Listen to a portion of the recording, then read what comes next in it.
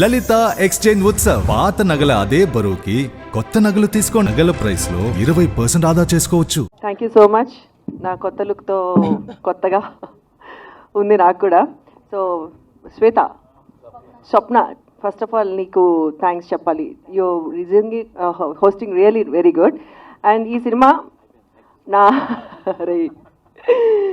ఈ సినిమా నేను ఒప్పుకోవాలా లేదా అంటే చేస్తానా లేదా అని నేను చిన్న హెజిటేషన్లో ఉన్నప్పుడు రఘు డార్లింగ్ అంటే ఫీల్ అవుతాడు, రఘు డార్లింగ్ చాలా సపోర్ట్ చేసి మా మహేంద్ర గారి గురించి, డైరెక్టర్ గారి గురించి చాలా బాగా చెప్పి నాకు క్లియర్గా ఎక్స్ప్లెయిన్ చేస్తే సో నాకు ఒక ధైర్యం వచ్చింది. ఆ తర్వాత నేను మహేంద్ర గారిని కలవటానికి ఆఫీస్కి వెళ్ళినప్పుడు they are really such a sweet souls, director గారు అండ్ ప్రొడ్యూసర్ గారు కూడా ఇద్దరు.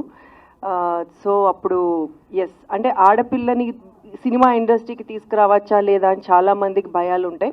సో యాజ్ ఏ మదర్గా నాకు కూడా కొంచెము వీళ్ళు ఎంతవరకు చేయగలరు అని నాకు చిన్న భయం ఉంది.